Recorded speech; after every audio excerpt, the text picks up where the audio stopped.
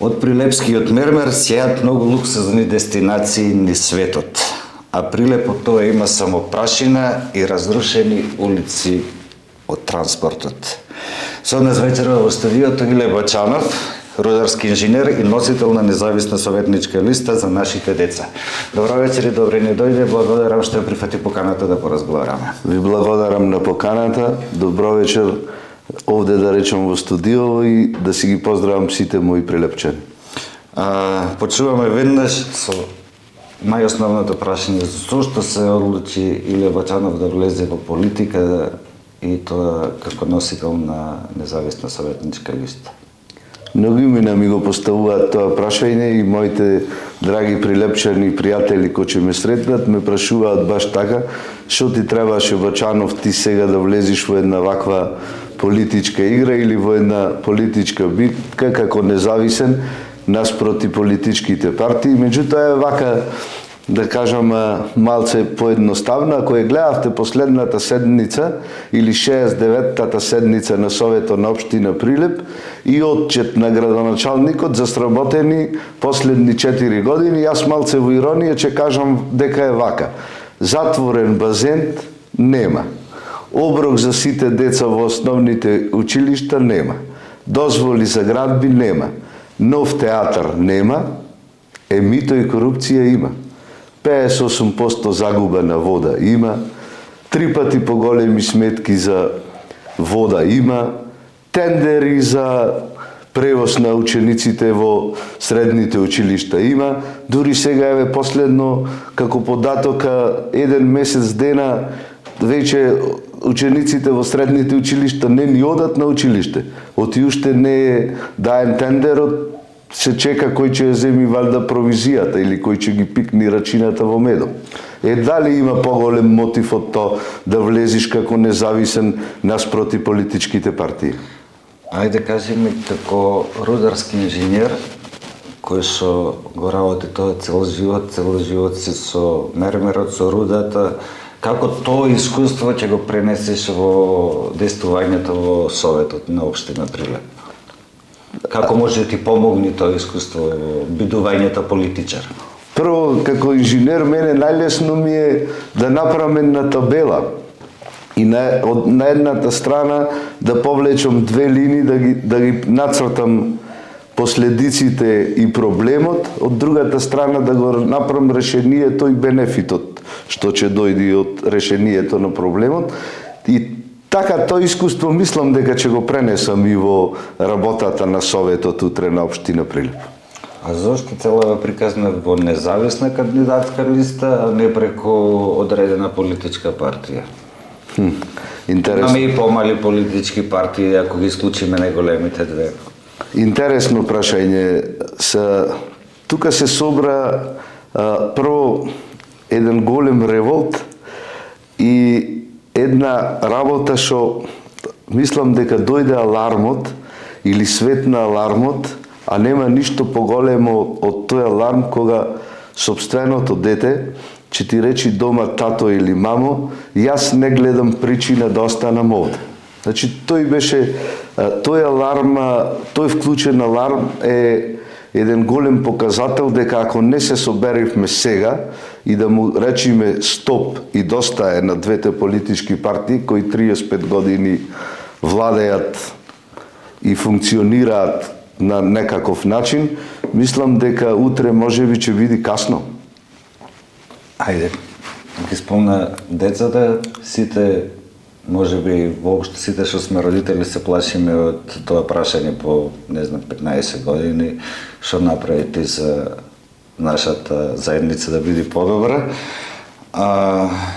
И затоа го избравте слоганот град за нашите деца.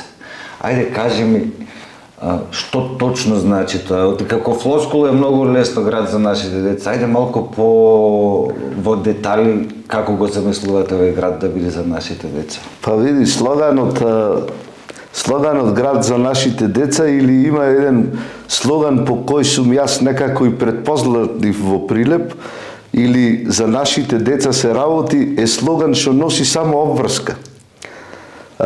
Како носи обврска? Ние на младите не треба да му кажеме што треба да прават. Младите добро знаат што треба да прават. Ние треба само структурно да ги наместиме. Ние со мојот тим многу размислувавме што треба да направиме. Еве јас ќе кажам дека јас, например, ние имаме најубав дом на културата. Меѓутоа тој зја е празен. Јас го гледам, например, фоеето на вториот спрат, кај што некогаш се праја и свадби, и веселби. Го гледам како еден... Домот на култура е национална установа, не е под надлежност на општината. Ќе ви кажам и за тоа. Јас го гледам дека во него треба да биде изграден еден нов културен центар, од кој младински културен центар ќе произлези еден младински совет, кој не само формално, туку активно ќе учествува во работата на локалната самоуправа. Значи, да нема седница, да нема дневен ред, да нема решение без учество на младинскиот совет. Само така, структурно, ако му ги обезбедиме трите спортски сали, ако ние дури во нашата програма, еве сега ќе кажам, дури и за младите кои го сакаат тенисот, мислиме да направиме една голема реконструкција на салата Партизан или Соколана, дури да направиме и два нови терени за падел тенис, кој се надевам дека веќе до 2032 година ќе стане и олимписки спорт. Ако направиме една огромна убава куглана, ако по европски стандарди со билјард клуб, ако направиме еден затворен базен кај што ќе се рекреираат, ако му направиме еден и Чекај се, за рибија со затворениот базен. се надевам дека доколку бидиме на функција, не викам ја никогаш на властот и ова не е власт, малце ги мешаат работите, доколку бидиме на функција дека стварно овој проект ќе го затвориме, оти доста е, веќе 16 години се зборува затворен базен, меѓутоа, но Проширувате покрај за затворениот базен и куглана и тениски игралишта затворени и мора од каде пари Прилеп за се тоа? Видете, ако се тоа се направи со јавно-приватно партнерство, значи општината и бизнисмените го направат нештото, мора да биде така за да биде само одржливо. Од иначе се големи трошоци и никој не би влегол во некои такви големи проекти ако едното го нема и другото, ако нема во него ресторани, ако нема кафичи, ако нема некој луна парк. Во склоп на сето тоа не може да го одржувате вие базентот. Тоа се огромни трошоци за општината. Многу интересно ми станува, прв пат го слушам за делот ке Партизан Соколана, тој дел тука порано и пред 30 години имаше едно од првите тениски игралишта беше таму. Така беше. После стана кошаркарско, сега е само руина тој двор. За жал. Салата на Партизан знаеме во каква состојба е сите. Тоа е исклучително интересен простор и дали воопшто само го размислувате или имате седнато колку тоа би коштало тука за да се направи тој центар? Затоа што реално е многу добро место во централно градско подрачје. Прво е најважно што местото е општинско и со него раководи општината, да не ни викаат оти, знаете фразата е истрошена, ова е од Министерство за култура, ова е од таму, така да исто исто ќе го поврзам со прашањето што ми го поставивте преđеска, ќе се вратам назад, дека да, Домот на културата е под Министерство за култура. Меѓутоа, споната на локалната самоуправа треба да биде мостот меѓу Министерството за култура и тоа што ни се случува нас во градот. Гледајте вие ние сега каков проблем имаме. Ние имаме една гимназија Мирче Ацев, кај што сум учел ја како средношколец и се гордеам, која беше гордост на Прилеп. Сега децата таму 8 месеци не се влезени во спортската сала. Зошто спортската сала капела? И сега кога ќе го поставиш прашањето од локална самоуправа, ќе ти речат да, ние не сме надлежни на тоа, тоа е под Министерство за образование во Скопје. Тие оттаму не ги интересира, затоа треба да биде спона на гимназијата и Министерството за образование, локалната самоуправа треба да биде спона и да кажи дека тоа мора да се направи, дека децата мора да одат. Оти на крајот се знаеш како ќе заврши. Нема тоа технички прием, како што заврши со сите сали. Ние тоа го гледаме 34 години. Имаме ние многу објекти кои што се користат без технички прием се користат. Мојавето би ајде да поставиме на ситуација. Вие имате како независни за нашите деца и кандидат за градоначалник, да земеме хипотетичка ситуација, Борче Чупетрески станува градоначалник, Иле Бачанов има мнозинство во Советот за нашите деца и го добиле тоа како поддршка од граѓаните во борбата против двете најголеми партии. Треба со тоа Министерство за култура, еве да речеме за тој проект, да се соработува со министерот кој што доаѓа од најголемата партија во Македонија. Вие сте ги победиле на градско ниво, дали мислите дека би била возможна таква соработка и комуникација? Прво, малце се насмев дека многу убаво звучеше Борче Чупетрески градоначалник на Прилеп или Бачанов влезен во Советот на Прилеп, или ако имаме мнозинство во Советот, може утре и преседавач на Советот. Затоа сакам да кажам дека јас се гледам културата како мост. Самиот збор култура за мене значи спојување на традицијата со човекот, со неговото однесување. Затоа велам дека точно таа улогата на локалната самоуправа е да ги спои тие работи. Значи, кога ќе имаш ти потреба во општината, јас се надевам дека нема, и кога ќе го однесиш проектот точен како треба да биде сработен, јас верувам уште дека нема таков човек во Македонија што нема да си ги сака собствените деца. Сакаш да ми кажеш дека досега игнорантскиот однос на централните власти досега, особено кон културата, објекти за култура, до ден денешен немаме театар, се ветуваат, и театар се ветува 20 години, дека е однемање иницијативност на локално ниво, не пошле со конкретен проект да понудат во Скопје, или тука взаимна врска дека Прилеп нешто не е многу важен? Точно сакам да ти го кажам, од двете работи што ги напомна, значи двете работи носат последици. Првото што го кажа дека нема многу слух во Скопје, точно. Меѓутоа баба ми имаше еден муавет и викаше: синко, само тој агне шо блеи, то че цица. То дури и од две мајки че цица ако блеи многу. Затоа треба да се врзиме многу, да го поврзиме многу невладиниот сектор. Значи таа идеја е наша идеја, дека локалната самоуправа и невладиниот сектор преку проекти, преку изградба на проекти, дека ќе донесат многу пари во Прилеп. Ајде полека да го заокружуваме овој дел, може би после ќе се навратиме. Кажи ми конкретно, не барем 3-4 мерки кои што ќе бидат тоа со Дом на култура, изградба, тоа се долгорочни проекти.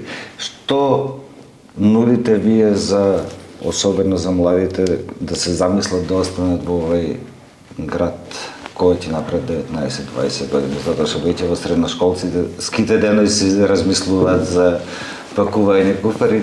3-4 мерки, кажи ми, кои што ги нудите за веднаш младите да се осетат почитувани и дека ќе се слуша нивниот глас? Прво што треба е да внесиме сигурност во младите. Значи, како се внесува сигурност на младите? За да внесиш некоја сигурност во младите, треба да му даеш простор на љубопитност и можности. Ако тргнеме од најмалите категории на луѓе, како се внесува сигурност? Јас викам дека првиот ден, ако станам советник во општина Прилеп, ќе се борам од првиот ден и ќе кажам на првата седница дека како сака нека го прави градоначалникот буџето и совето на општина Прилеп, ние прво на децата во основните училишта до 9-то одделение мораме да му дајме оброк. Што значи тоа? Едно дете, ако се плаши дека неговиот родител не може да одвои 100 денари денеска за да му дај пари, тоа се чувствува загрозено кога оди на училиште. Тоа во него чувствува страм, нема сигурност. А кога сите деца ќе бидат еднакви, тогаш кога ќе му ја даеш сигурноста, веќе тој не размислува на тоа, веќе тогаш му се отвораат други војуги. Тогаш му ја даваш љубовитноста, кога ќе му ја даеш љубовитноста, ќе му ги даеш и можностите. Како се прави тоа? Има многу едноставни примери. Значи, ако ние појдеме во еден клас од 8 одделение и прашаме, децата се чиста душа, ако прашаме ние кој е најдобар фудбалер од сите овие 30 деца, сите ќе речат Милан, ќе се заврта да го бара со поглед.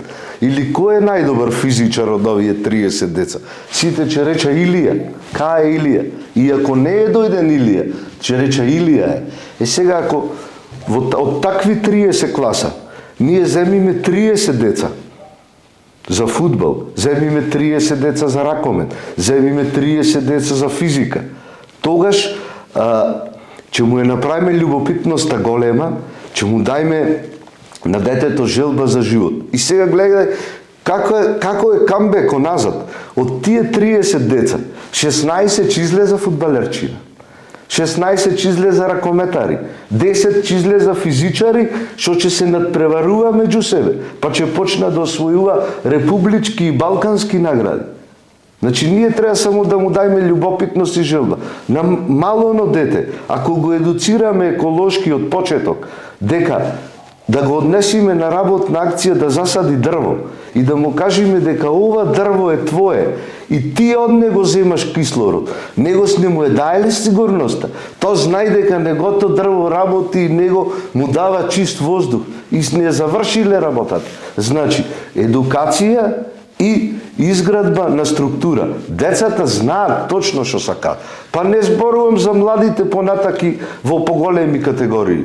Тоа се веќе оформени личности. Само ти треба да ги внесиш во системот. Кај нас проблемот е што децата не се внесени во системот.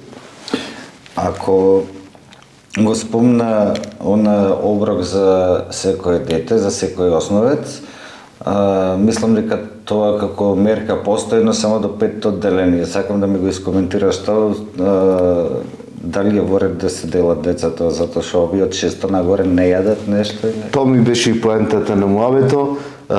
Јас прво чувствувам страм да зборувам во 2025 година за ова прашање. Значи, моите чувства, мојата емпатија, ние имаме во Прилеп, зборуваме конкретно во Прилеп, ние сме прилепчани и си го сакаме многу Прилеп. Ние ја изгубивме и емпатијата во комуникација. Ајде да одиме на главната тема со тебе. Тоа се рудниците, тоа е мермерот, тоа е Прилеп. Најголемото богатство кое што ги има Прилеп, најголемото рудно богатство. Сите знаеме дека се станува збор за огромен број на рудници, ги честуваме веќе секојдневно дури во центарот на градот, од прашината нормално, не од парите кои што не ги носа. Знаеме дека многу мал дел од парите кои што ги носи тој мермер остануваат во општината, исклучително, не знам, во децимали се пресметува. Знаеме дека дозволите за рудници ги дава Министерството за економија, но што општината може да направи тука и како треба да се поставиме како Прилепчани кон овој проблем? Сега е начна мојата тема, кај што многу можам да зборувам и сум најкомпетентен да зборувам, оти сум дипломиран рударски инженер по професија. Иако е волјата на гласачот, мислам дека за прв пат во историјата на Прилеп еден рударски инженер че има и во Советот на општина Прилеп. Сега во овој момент точно ми го погоди прашајната и така под прашајната и така и че почнам да ти одговарам. Сега во овој момент е жално што ние имаме поголема еколошка катастрофа од рудниците, отколку што имаме економски бенефит. Дури јас имам едно мото што го спомнувам многу, викам стоп и викам окупатори, ни требаат инвеститори, а не окупатори. Што сакам да кажам? Дека на Прилеп не му остана само прашината, оти прашината и та се користи. Ти кажам, мермерот како компонента е изграден од доломит и калцит. Доломитот е калциум, магнезиум, карбонат, кој во рударската индустрија има една процедура, вика прашината се прави до микрогранулација. Таа микрогранулација кинезите веќе направија вештачки материјал со таква микрогранулација и то од нашиот мермер купена. Не може да се замисли, например, во фабрика за лепак без овај калциум, магнезиум, карбонат, дури фармацијата негде оди дотаму што вади и чист магнезиум, кој го користиме секојдневно и така. Сега другава компонента, калцитов е калциум, чист калциум, карбонат, без кој па не може да се замисли цементарната индустрија. Значи, ти не можеш да направиш врејча цименто без тој калциум карбонат. Ајде сега да кажам, не знам во проценти колку е, таблетите што ги пијаме, што ги прави фармацијава, сите се на база на калциум карбонат. Дури во прехранбената индустрија, да речам, еве во живинарскиве фарми, се користи во храната за јајцето, кој ќе излези да биде потврдо и да има повеќе калциум. Меѓутоа, да не навлегувам таму многу стручно, сакам да кажам дека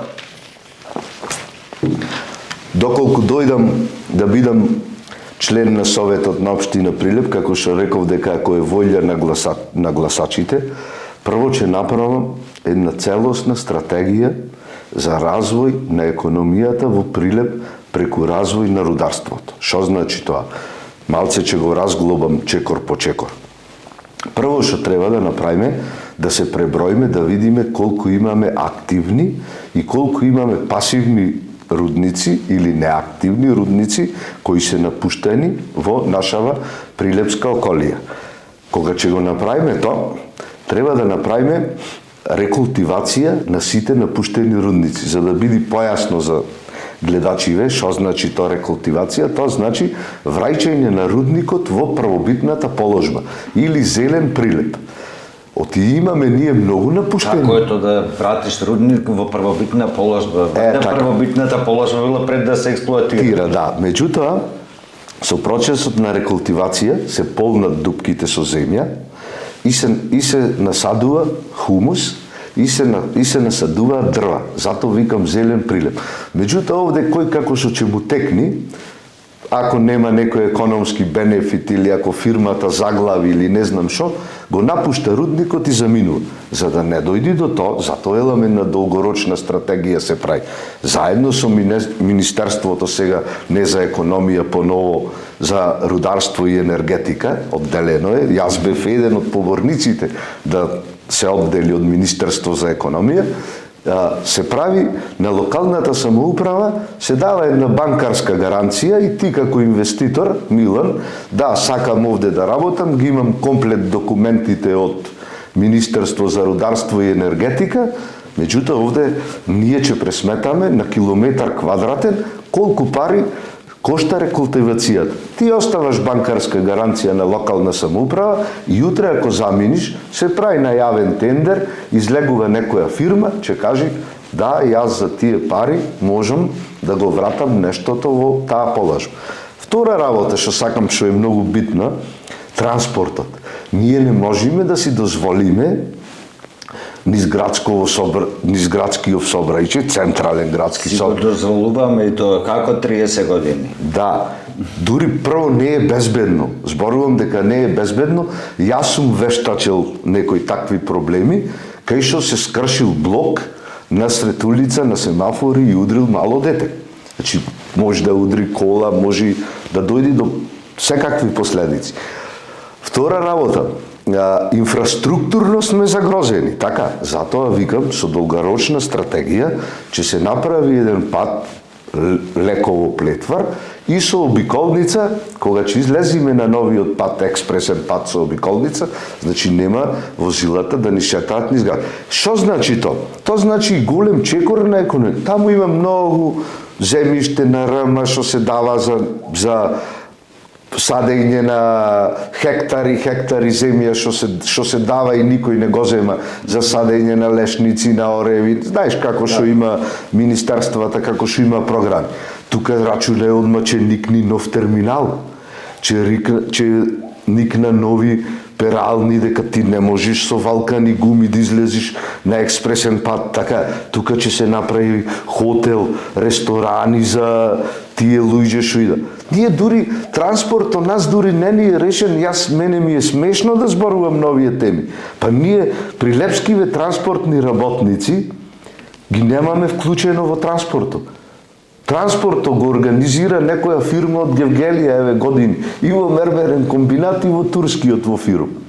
И затоа викам дека локалната самоуправа со таква голема стратегија, та ќе биде споната меѓу рударството. Еден друг податок да кажем. Кажи ми, најбитната работа точно е дека сите од прилика тие обиколности, нови патишта и тие се ветуваат едно 20 години кои што треба да се случат. Се надеваме сите дека што побрзо ќе се случат, ама место да ги одделиме камионите, ги донесовме блиско до градови и магазини има, барем и мене ми изгледа не излезот од Прилеп како магазин за мермер има на 20 метри од мојата куќа воздушна линија, која што мислам дека не е безбедно тоа да биде тука, дека не е здраво. Муабетов ми е и оно што ги интересира прилепчани најмногу. Како тоа што ни го земаат од тука Прилеп да има поголем бенефит и колку е фер да биде поделбата достани за Прилеп од тие пари кои што се ги носи мермерот. Затоа што ако веќе ја трпиме таа прашина, која што кажа дека може да биде и паметно искористена, ама во секој случај ја дишиме секојдневно, колку треба да остане во градот тие пари. Вака сега, јас викам дека растот на индустријата секогаш е поврзан со раст на технологија. Значи, многу пари од тие што ги печалат бизнисмените и фирмите, треба да ги вложуваат во напредна технологија, во обука на кадри, така се сложува. Меѓутоа, тука има една спона што треба да ја направи локалната самоуправа, што се вика колективна општествена одговорност. Што значи колективна општествена одговорност?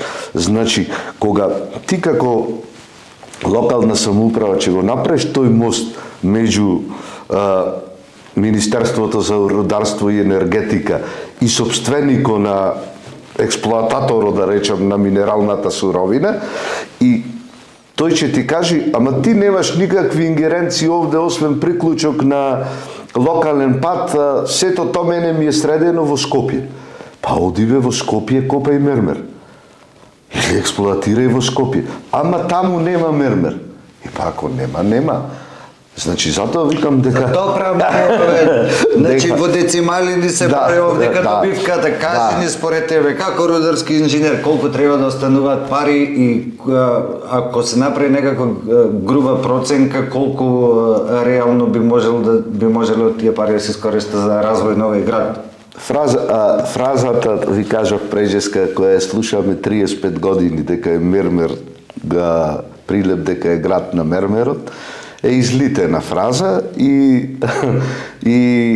ништо друго не гледаме некаков ние бенефит, меѓутоа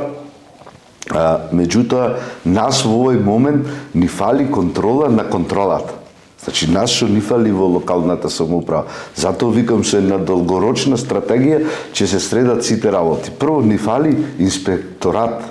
Ние немаме инспекторат или во локалната самоуправа, еве сега имаме министерство, така, меѓутоа немаме инспекторат.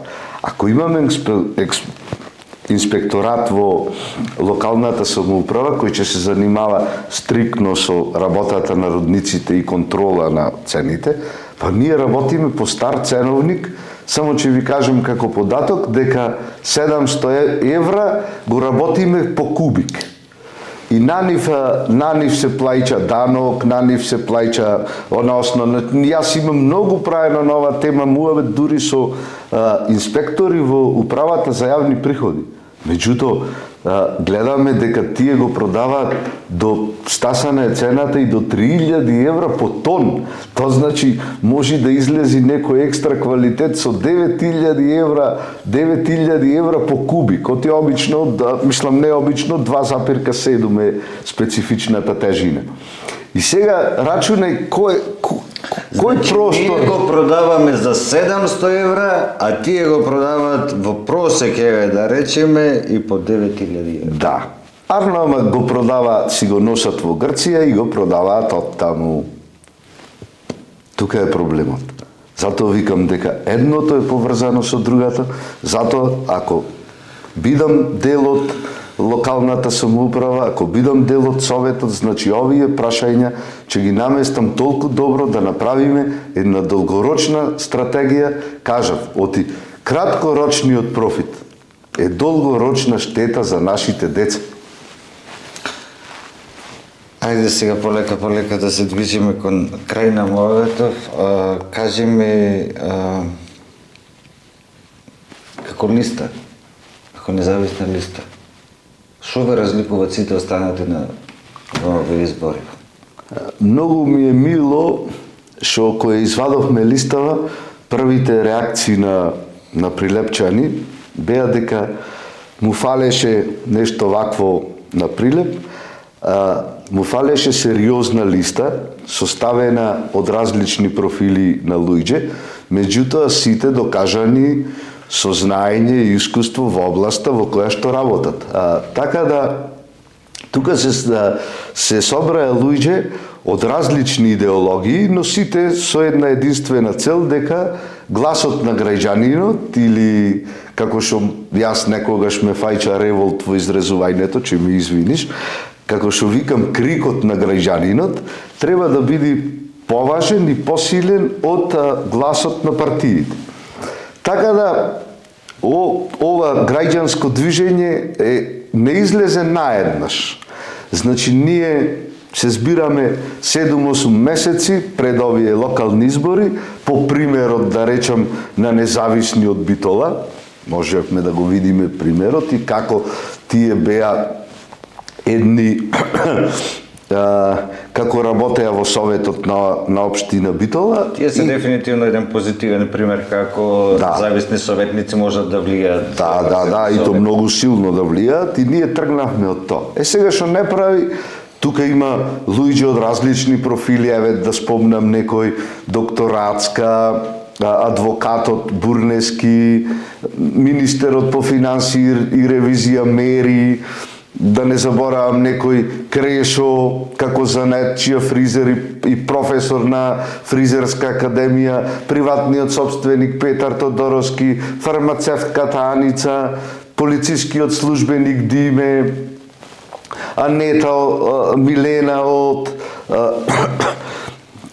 Алинци село, Пеце од село, од Кадино село, Пеце Костадиновски кој ни студира уште во Лондон, не е вратен, сега ќе ни се врати ова недела, кој многу помогна во проектите што ги правиме. Да не заборавам некој, сакам да ги поздравам сите, Ане од Варош, Елена Смугреска и така. Меѓутоа, ние како тим застанавме и кажавме дека многу е проблем и од нашиот тим Многу е проблем ако листата не изфрли кандидат за градоначалник. Зошто? Тргнавме по примерот што и се случи на Данела во Скопје. Значи, таа излезе како независен кандидат, поддржа партијата и направи листа и после од тоа пупу не важи. Значи, најголемиот проблем го почувствуваат лично Скопјани. Зато ние се разликуваме малце и од независниве, оти кога поднесовме кандидатурата за господинот кандидат за градоначалник Борчечу Петрески, тој поднесе и кандидатурата наша за листата и дури јас тогаш се смеев, цело е кога има се. Кажи ми дали како структура која што ја имате на советничката листа и воопшто сигурно околу тие 27 луѓе Борче плюс 28 во луѓето кои што сте пред очите на јавноста изложени и го барате гласот во оваа предизборна кампања и тие околу вас кои што се сигурно имате и поголем тим кој што работи врз целата приказна, дали мислиш дека ќе бидете имуни по да речеме успешна приказка, добивате 2-3 советници па и мнозинство кој што рековме на почеток ако поставиме некои хипотетички ситуации, дали мислиш дека ќе бидете имуни на предизвикот да не прераснете во политичка партија? Тоа ќе ти го кажував и супер ми го постави прашањето, баш тоа како треба да го кажам и која е нашата крајна цел. Прво ние се собравме сите заедно и бевме четворица, станавме 8, 16, 32, 80, 100 луѓе и седнавме напорно, работевме 2 месеци и напишавме програма со 100 точки. Значи ги напишавме проблемите и решенијата, значи секој во областа која што е познава. И сега втората работа. Сите бевме, ви кажав, луѓе од различна идеологија, случајно собрани, меѓутоа имаме сите една иста крајна цел. Истата крајна цел е да ја видиме Република Македонија со изменет уставен закон за гласање, значи една изборна единица да се гласа за отворени листи и личности кои се пронајдени во општеството. Кажи ми предпоследно прашање, прилика, кој ќе седнете на состанок, како ги носите одлуките? Прво да ти кажам многу интересно што немаме донесено едногласна одлука, освен некои мали ситни работи и нашите состаноци изгледаат како многу да не се фалам, ама како 92 година кога беше најсилниот мисечини парламент и кој се правеше држава. Значи расправате сериозни. На сериозни мислења. Да. Пред да ти се заблагодарам за гостување, имаш една минута да му се обратиш на Прилепчани зашто би гласале за советничката листа на град за нашите деца. Прво сакам да ви се заблагодарам на гостопримството. Бевте одлични домајчини и се чувствував како да сум дома, искрено. Јас и ти, Милан, може да зборуваме и да дебатираме 2 сати и ќе ни бидат малце. Меѓутоа, мислам дека со секое точно на место поставено прашање и одговорите назад, дека дадовме веќе многу силни пораки до Прилепчани. Меѓутоа, ќе се обратам вака. Мислам, драги мои Прилепчани, дека 19 октомври е денот на новата револуција, да му покажеме на политичките партии дека можеме само со пенкало да ги победиме и дека промените се бесплатни. Излезете на 19 октомври, дотерајте се, главата горе, гласајте за независни, гласајте за број 131, гласајте за кандидатот за градоначалник број 48, јас сум независен, биди и ти. Фала ти за гостувањето, а вас ви благодарам што гледавте и уште една се обраќам до сите кандидати кои што веќе имаат покана, се надеваме дека во најскоро време ќе одговорите позитивно. Се гледаме во следно интервју.